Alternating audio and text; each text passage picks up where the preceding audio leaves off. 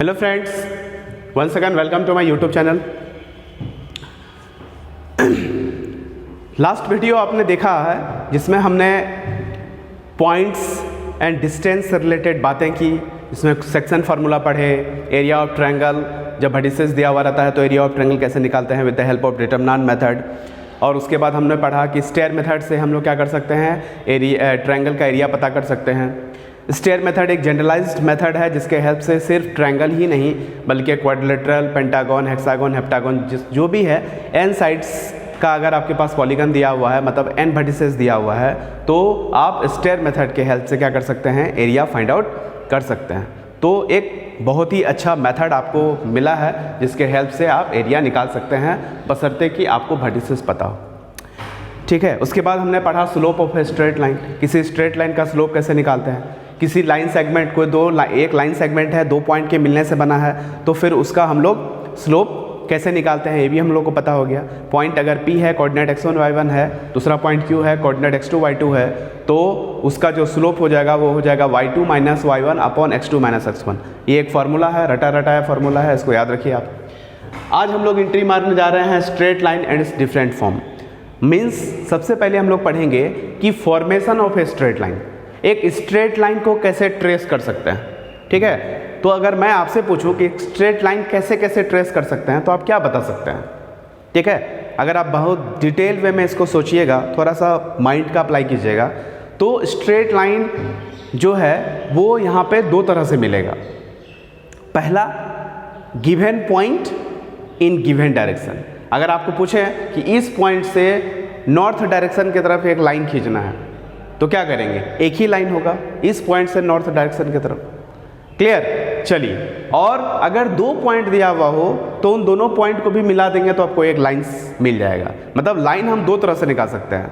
क्या क्या, तो एक पॉइंट और एक गिवन डायरेक्शन, या फिर 2 point.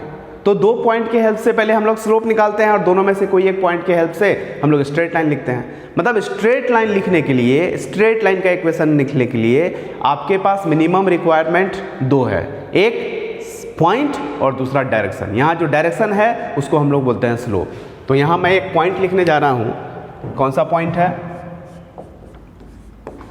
The minimum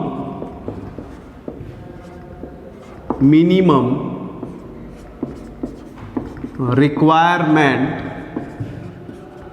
to draw a straight line are the minimum requirements to draw a straight line are क्या क्या है। तो नंबर 1, ए पॉइंट, एक पॉइंट चाहिए आपको। ठीक है, और दूसरा जो है वो है डायरेक्शन चाहिए, और यहां डायरेक्शन का मतलब होता है स्लोप। मतलब कभी भी अगर आपको स्ट्रेट लाइन ट्रेस करना है, स्ट्रेट लाइन ड्रॉ करना है, तो आपको उसके लिए जो मिनिमम रिक्वायरमेंट है क्या है आपका, एक पॉइंट और एक स्लोप।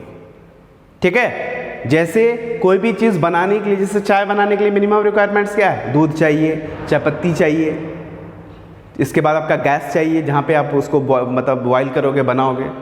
तो किसी न किसी चीज़, कोई भी चीज़ बनाने के लिए मिनिमम रिक्वायरमेंट्स चाहिए। उसी तरह स्ट्रेट लाइन भी ट्रेस करने के लिए आपके पास मिनिमम रिक्वायरमेंट 2 है, एक है पॉइंट, दूसरा है डायरेक्शन। डायरेक्शन को हम लोग यहाँ पे क्या बोलेंगे, स्लोप बोलेंगे। तो सबसे पहला जो मेरा स्ट्रेट लाइन का फॉर्म होगा वो होगा पॉइंट स्लोप फॉर्म। तो सबसे पहले, ठीक है, different form of straight line में जो सबसे पहला पॉइंट फॉर्म होता है वो होता है मेरा पॉइंट स्लोप फॉर्म। कहने का मतलब क्या हुआ कि इसमें पॉइंट दिया हुआ रहेगा, स्लोप दिया हुआ रहेगा, और आपसे पूछेगा कि इक्वेशन ऑफ स्ट्रेट लाइन बताइए। यहाँ गिवन क्या है, गिवन है एक पॉइंट जिसका कोऑर्डिनेट है x1, y1, और स्लोप दिया हुआ है। तो स्लोप इज इक्वल टू, मान लो m, स्लोप m होता है हमेशा। ठीक है, हमको पता है कि बिना वेरिएबल का कभी भी स्ट्रेट लाइन नहीं लिख सकते हैं। इसका मतलब एक वेरिएबल पॉइंट तो आपको मानना पड़ेगा। ठीक है, कभी भी कोई ऐसा इक्वेशन देखें आप जिसमें वेरिएबल ना हो ही नहीं सकता है। मतलब वेरिएबल इन्वॉल्व होगा तभी वो इक्वेशन बनेगा, अदरवाइज वो कोई एक डाटा होगा, कोई एक रिलेशन होगा आपका। ठीक है, तो इक्वेशन चाहिए मीन्स आपको एक वेरिएबल पॉइंट चाहिए। तो हम यहाँ पे क्या करेंगे अपने मन से, let a variable point, variable point हम लोग एक वेरिएबल पॉइंट क्यू मान लेते हैं जिसका कोऑर्डिनेट ले लेते हैं x, y। ठीक है, हमको एक स्ट्रेट लाइन का इक्वेशन चाहिए। This is the equation of straight line. ये आपका स्ट्रेट लाइन है, इसका इक्वेशन चाहिए। इसमें क्या दिया हुआ है, एक P पॉइंट दिया हुआ है, कोऑर्डिनेट x1, y1 हो गया। एक वेरिएबल पॉइंट है Q जिसका कोऑर्डिनेट है x, y और इसका स्लोप दिया हुआ है। स्लोप का मतलब डायरेक्शन दिया हुआ है। ठीक है, चलिए आइए। और हम लोग पिछले क्लास में पढ़े थे कि किसी भी स्ट्रेट लाइन या लाइन सेगमेंट का 2 पॉइंट पता हो तो हम लोग स्लोप लिख सकते हैं। ठीक है, तो देयरफॉर यहाँ हम लिख सकते हैं स्लोप ऑफ पी क्यू। आप ही बताइए स्लोप ऑफ पी क्यू क्या होगा, तो y minus y1 divided by x minus x1। But question में क्या है कि स्लोप आपका ऑलरेडी दिया हुआ है और किसी भी स्ट्रेट लाइन का स्लोप आप 1000 बार लिखो स्लोप सेम ही आएगा आपका। मीन्स देयरफॉर ये हो जाएगा y minus y1 divided by x minus x1 is equal to m। यहाँ से आप कैलकुलेट करोगे तो हो जाएगा y minus y1 is equal to m x minus x1। ये जो आपको दिख रहा है this is required equation of straight line. यही आपका स्ट्रेट लाइन का इक्वेशन है। This is required equation of straight line. इसका मतलब ये एक चीज़ क्लियर हो गया कि अगर किसी स्ट्रेट लाइन का एक पॉइंट और स्लोप पता है तो आप इजी वे में स्ट्रेट लाइन का इक्वेशन लिख सकते हैं जो कि आपको यहाँ दिख रहा है। क्लियर? चलिए इसको एक नज़र देखिए फिर आगे बात करते हैं।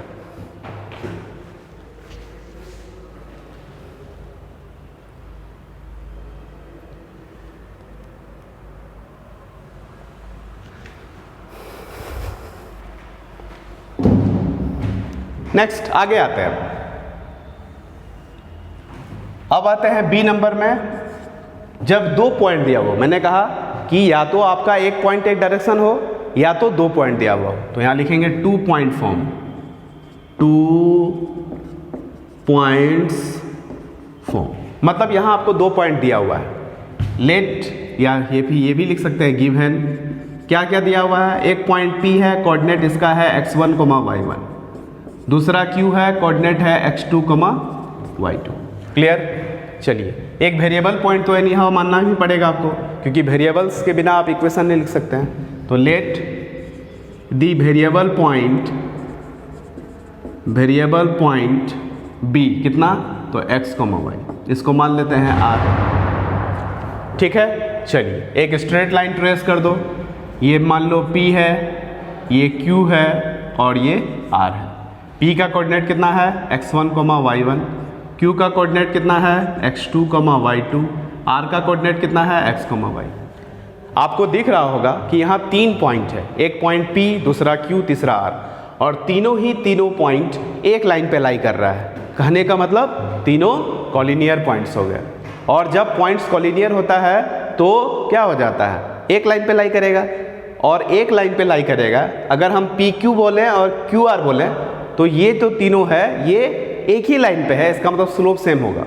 क्योंकि मैंने पिछले क्लास में भी डिस्कस किया था कि parallel lines have same slope, और जब 2 लाइन पैरेलल होगा, जब 2 लाइन पैरेलल है तो सेम स्लोप है, और 2 लाइन अगर कोइंसाइडेंट है तो ऑब्वियसली सेम स्लोप होगा, क्योंकि उसी लाइन में ओवरलैप कर गया। तो हम लोग यहाँ क्या करेंगे, लिखेंगे slope of PQ, slope of PQ। ध्यान रहे एक बार नॉन टर्म को लेना है, तो PQ लेंगे तो तब ना नॉन हो जाएगा, क्योंकि P और Q दोनों का कोऑर्डिनेट पता है। तो यहाँ हो जाएगा आपका y2 minus y1 divided by x2 minus x1। उसी तरह से स्लोप ऑफ PR भी लिख सकते हैं या स्लोप ऑफ QR भी लिख सकते हैं, कोई दिक्कत नहीं है, एक अननोन एक नॉन। देयरफॉर यहाँ हम लिख सकते हैं स्लोप ऑफ PR। तो बोलो स्लोप ऑफ PR कितना हो जाएगा, तो हो जाएगा y minus y1 divided by x minus x1। ये आप लिख सकते हैं, क्योंकि तीनों कॉलिनियर है इसलिए स्लोप बराबर हो जाएगा। तो यहाँ लिखेंगे सिंस, क्या लिखेंगे, P, Q and R are collinear points. ठीक है, देयरफॉर जब कॉलिनियर है तो हम लिख सकते हैं y minus y1 divided by x minus x1 is equal to y2 minus y1 divided by x2 minus x1। इसको आप थोड़ा सा अरेंज कर लो, ये हो जाएगा y minus y1 is equal to y2 minus y1 divided by x2 minus x1 और यहाँ पे लिखेंगे x माइनस x1। इतना आप गौर से देख सकते हैं कि जहाँ मैंने पिछला वाला इक्वेशन में m लिखा है वहाँ पर m के जगह मैं y2 minus y1 divided by x2 minus x1, जो कि मैंने लास्ट क्लास में भी डिस्कस किया था कि किसी लाइन सेगमेंट का अगर आपको 2 पॉइंट दिया हुआ है उसके हेल्प से स्लोप लिख लीजिए। तो यहाँ पी क्यू के हेल्प से स्लोप लिखा गया और वेरिएबल पॉइंट आपका x, y है, जस्ट लाइक पिछला वाला हो गया। एक वेरिएबल पॉइंट और एक स्लोप पता है तो आप इक्वेशन एक पॉइंट और एक स्लोप दिया हुआ है, तो यहाँ पे 2 पॉइंट है तो 2 पॉइंट के हेल्प से पहले आप स्लोप निकाल लीजिए और एक वेरिएबल दोनों में से कोई एक पॉइंट ले लीजिए। तो देखिए इक्वेशन क्या हो गया, y minus y1 is equal to y2 minus y1 upon x2 minus x1 into x minus x1। ये है क्या आपका इक्वेशन ऑफ स्ट्रेट लाइन जब आपको 2 पॉइंट दिया हुआ हो। ठीक है, बहुत ही आसान है। आप ये दोनों फार्मूला जो है आप इसको याद कर लीजिए। क्लियर? चलिए आइए इतना देखिए, फिर आगे बात करते हैं।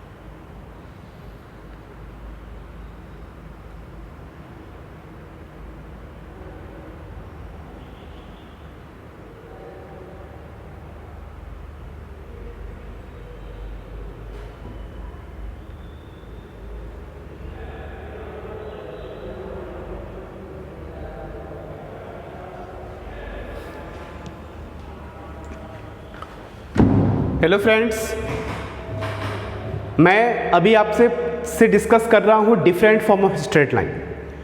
Different form of straight line में 2 फॉर्म अभी जस्ट मैंने डिस्कस किया। जो पहला था वो है आपका पॉइंट स्लोप फॉर्म, मतलब पॉइंट दिया हुआ है, स्लोप दिया हुआ है। You can write the equation of straight line which is equal to y minus y1 is equal to m x minus x1 when 2 points are given. जब 2 point दिया हुआ हो तब भी आप इक्वेशन ऑफ स्ट्रेट लाइन निकाल सकते हैं। वो इक्वेशन ऑफ स्ट्रेट लाइन क्या है, वो है आपका y minus y1 is equal to, जहाँ स्लोप लिखते हैं m, वहाँ पे हो जाएगा y2 minus y1 upon x2 minus x1 into x minus x1। अब हम लोग एंट्री मारते हैं थर्ड फॉर्म में जिसका नाम है स्लोप इंटरसेप्ट फॉर्म। नाम से ही स्पष्ट है, स्लोप और एक इंटरसेप्ट। ठीक है, तो यहाँ गिवन क्या दिया हुआ रहेगा, गिवन है slope, slope is equal to m, और इंटरसेप्ट जो है एक्चुअली ये y इंटरसेप्ट है, तो यहाँ पे लिखेंगे y इंटरसेप्ट। कितना है y इंटरसेप्ट, तो यहाँ पे c मान लो। ठीक है, तो सिचुएशन इस तरह का बनेगा। हाँ, एक बात और आपको बता दें कि कोऑर्डिनेट ज्योमेट्री अगर आपको पढ़ना है और अच्छा से पढ़ना है तो आपको फिगर ट्रेस करने आना चाहिए। अगर आप ज्योमेट्री पढ़ रहे हैं और ज्योमेट्रिकल फिगर ट्रेस नहीं करने आ रहा है, इसका मतलब आपको ज्योमेट्री बढ़िया से समझ में नहीं आएगा।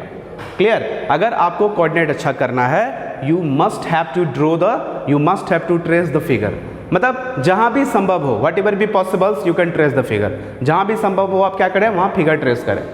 चलिए यहाँ देखिए, ये आपका x एक्सिस, ये y axis, this is origin. ये एक स्ट्रेट लाइन है जिसका इक्वेशन निकालना है। प्रोवाइड किया हुआ है इसका स्लोप, तो इसका स्लोप दिया हुआ है m, मान लो स्लोप दिया हुआ है। y इंटरसेप्ट दिया हुआ है c। y इंटरसेप्ट का मतलब होता है, y इंटरसेप्ट का मतलब क्या होता है, ऑरिजिन से ये स्ट्रेट लाइन y एक्सिस को कितना डिस्टेंस पे काटा, मतलब यहां से यहां तक का जो डिस्टेंस है यही आपका हो जाएगा c। Suppose that this is c, सो इस पॉइंट का जो कोऑर्डिनेट है वो हम लिख सकते हैं, क्योंकि ये y एक्सिस पर का पॉइंट है इसलिए x 0 और यहां से यहां तक का डिस्टेंस c है इसलिए ये हो जाएगा 0, c। अब बताइए, किसी भी स्ट्रेट लाइन का एक पॉइंट दिया हुआ है, दूसरा स्लोप दिया हुआ है, तो हम लोग फर्स्ट वाला फॉर्मूला लगा सकते हैं। तो therefore equation of required line क्या हो जाएगा, तो y माइनस y1 की जगह में कितना है c is equal to slope कितना है m, और x माइनस x1 और x1 की जगह में कितना है 0। तो अल्टीमेटली जो आपका इक्वेशन हो गया वो हो गया y is equal to mx plus c। अगर आपको याद होगा तो 10th में आपने ये फॉर्मूला जरूर पढ़ा होगा कि this is the equation of straight line in slope intercept form. Clear? Y is equal to mx plus c, where m indicates slope of a straight line and c indicates y intercept. Here you can see the figure. Okay? चलिए अब हम लोग आते हैं intercept form. Intercept पिछले बार था intercept, तो एक ही इंटरसेप्ट था और वो था आपका y इंटरसेप्ट। अभी यहाँ देखिए इंटरसेप्ट्स ऑब्वियसली प्लूरल हो गया, मतलब दो इंटरसेप्ट, एक x इंटरसेप्ट दूसरा y इंटरसेप्ट।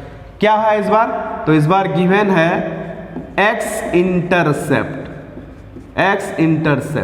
कितना है x इंटरसेप्ट, तो सपोज दैट मान लो a है। उसी तरह से y इंटरसेप्ट भी है दिया हुआ, इंटरसेप्ट कितना है y इंटरसेप्ट, तो y इंटरसेप्ट b हो गया आपका। चलिए इसका कहने का मतलब क्या होता है, एक फिगर ट्रेस करो, origin x axis y axis. Suppose that ये आपका एक लाइन हो गया। क्लियर? इसी लाइन का इक्वेशन निकालना है। क्वेश्चन में क्या दिया हुआ है कि x इंटरसेप्ट कितना है आपका, तो x इंटरसेप्ट a है, y इंटरसेप्ट कितना है, तो b है। इसका मतलब यहाँ से यहाँ तक b हो गया। सपोज दैट अगर ये पॉइंट a है तो यहाँ का कोऑर्डिनेट a, 0 हो जाएगा। उसी तरह से यहाँ का ये पॉइंट b है तो यहाँ का कोऑर्डिनेट 0, b होगा। तो आप देख सकते हो कि जिस लाइन का इक्वेशन हम लोगों को ट्रेस करना है, जिस लाइन का इक्वेशन हम लोगों को निकालना है, उसका दो पॉइंट पता हो गया। कौन कौन, एक a दूसरा b। तो with the help of 2 point forms we can write the equation of the straight line L। तो देयरफॉर आप यहां लिख सकते हैं equation of required straight line क्या हो जाएगा, तो हो जाएगा y माइनस y1। तो दोनों में से किसी एक को भी मान लो, तो y माइनस y1 मतलब इसको y1 मान रहा है, तो हो जाएगा 0 is equal to slope y2 minus y1, तो हो जाएगा b माइनस 0 डिवाइडेड बाई, देखिए b माइनस 0 किए हैं तो 0 माइनस a करना पड़ेगा, पहले y कोऑर्डिनेट का डिफरेंस और फिर x कोऑर्डिनेट का डिफरेंस, और x माइनस x1 तो x माइनस a। इसको थोड़ा आप कैलकुलेट कर सकते हो।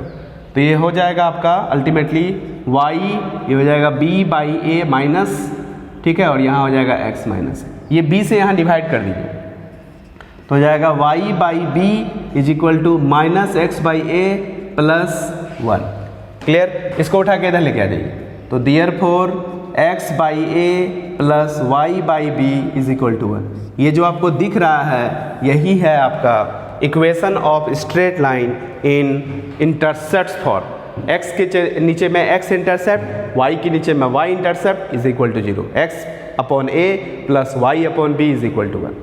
ठीक है, तो ये आपका चौथा फॉर्म है जिसका नाम है इंटरसेप्ट फॉर्म। क्लियर? तो हम लोग अभी तक चार फॉर्म पढ़ लिए। पहला था पॉइंट स्लोप फॉर्म, दूसरा था 2 पॉइंट्स फॉर्म, तीसरा है slope intercept form and fourth one is intercept form. Equation आपको याद होते जाना चाहिए। ठीक है, अब हम लोग इसके आगे देखते हैं।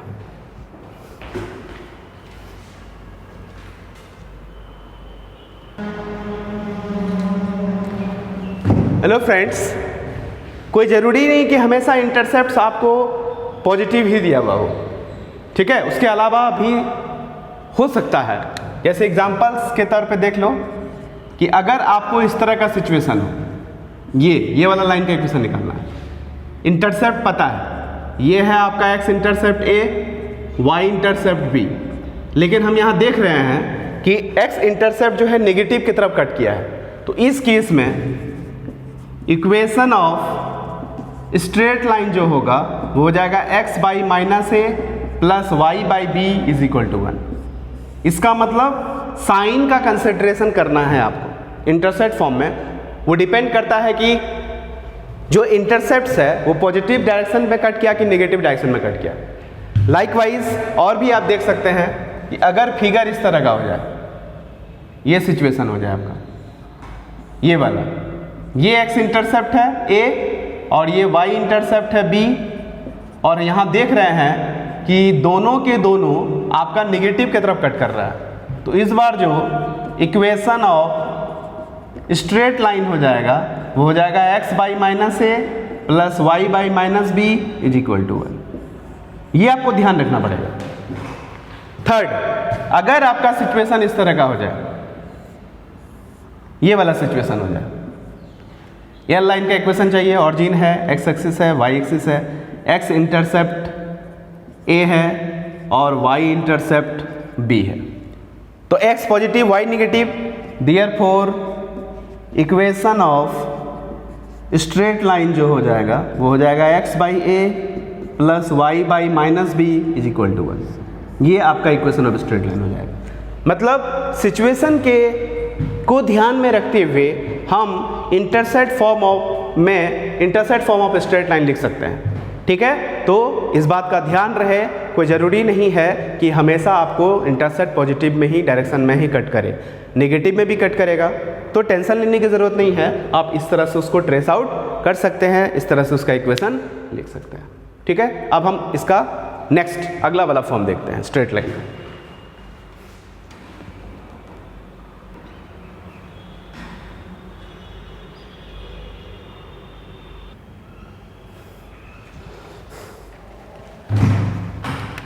A B C D E, हम लोग आते हैं normal form of a straight line. Normal form of a straight line, किसी स्ट्रेट लाइन का नॉर्मल फॉर्म नाम से ही स्पष्ट है। नॉर्मल फॉर्म मीन्स नॉर्मल का इंफॉर्मेशन दिया हुआ है। नॉर्मल का मतलब होता है किसी पर भी परपेंडिकुलर जो लाइन होगा वो नॉर्मल हो जाएगा। कोई ज़रूरी नहीं है लाइन पर का ही नॉर्मल हो, इस प्लेन पर भी नॉर्मल हो सकता है। ये जो पेन है ये गिवन व्हाइट बोर्ड पर नॉर्मल है। Normal means perpendicular to the given surface और perpendicular to the given straight line. अब सवाल ये है कि किसी लाइन पर का नॉर्मल फॉर्म, अगर मेरे को सपोज दैट मान लो कि इस लाइन का इक्वेशन निकालना है और इसका नॉर्मल फॉर्म, मतलब एक लाइन पर कितने नॉर्मल हो सकते हैं? There are infinite normals on a straight line, but here the form is normal not normals. कहने का मतलब एक पार्टिकुलर नॉर्मल के बारे में इंफॉर्मेशन दे रहा है और तब आपसे पूछ रहा है कि इस स्ट्रेट लाइन का इक्वेशन क्या होगा। तो ध्यान से देखिए, नॉर्मल फॉर्म में क्या दिया हुआ रहेगा? नॉर्मल का स्लोप और नॉर्मल का लेंथ। ठीक है, क्या दिया हुआ है गिवन में? Given slope of normal, slope of normal कितना है? तो ये है tan थीटा, क्योंकि हम m भी लिख सकते हैं बट यहाँ हम tan थीटा लिख रहे हैं। ठीक है, कोई दिक्कत नहीं। और क्या दिया हुआ है? Length of normal, length of normal कितना है? तो रो दिया हुआ है। तो सिचुएशन इस तरह का है, आप देख सकते हो। ये एक्स एक्सिस है, ये वाई एक्सिस है, ये ऑरिजिन है, ये वो लाइन है जिसका इक्वेशन हमको पता करना है। This is the line which the equation is to have to be determined। ये वो लाइन है जिसका इक्वेशन हमको पता करना है। लेकिन इंफॉर्मेशन क्या दिया हुआ है? इंफॉर्मेशन ये है कि इस लाइन का नॉर्मल का लेंथ और नॉर्मल का स्लोप पता है। तो यहां जो नॉर्मल के बारे में बात हो रही है, एक्चुअली वो नॉर्मल वो वाला नॉर्मल है जो ऑरिजिन से पास करता है। क्लियर? यहां कौन सा नॉर्मल है? यहां वो नॉर्मल है जो ऑरिजिन से पास करता है। ठीक है, तो ये O है, सपोज दैट ये मान लो P है। इस नॉर्मल का स्लोप दिया हुआ है tan थीटा, इंडिकेट कर दिया कि ये वाला जो एंगल है ये थीटा है आपका। और इस नॉर्मल का लेंथ OP का लेंथ दिया हुआ है रो। तो हम लोग यहां कुछ ज्योमेट्रिकल कंस्ट्रक्शन करते हैं। ठीक है, वो ज्योमेट्रिकल कंस्ट्रक्शन क्यों करेंगे इसके बारे में आपको हम बता दे रहा हूं। हमको पता है किसी भी स्ट्रेट लाइन का इक्वेशन लिखने के लिए दो चीज चाहिए। There are two minimum requirements to find out या to write the equation of a straight line. One is a point and other is a slope. मतलब एक पॉइंट चाहिए, एक स्लोप चाहिए। ठीक है, तो सबसे पहले हम लोग क्या करते हैं? पॉइंट निकालते हैं। तो ये थीटा है, ये रो है, यहां से हम परपेंडिकुलर फॉल करा देते हैं। ठीक है, ये मान लो m हो गया। तो एक राइट एंगल ट्रायंगल दिख रहा है, तो ये जो OM हो जाएगा ये हो जाएगा रो कॉस थीटा, और ये जो PM हो जाएगा ये हो जाएगा रो साइन थीटा। तो यहाँ लिख सकते हैं in right angle triangle OM जो है वो हो जाएगा रो कॉस थीटा, सटा कॉस थीटा हटा साइन थीटा, ये हो जाएगा PM जो हो जाएगा वो हो जाएगा रो साइन थीटा।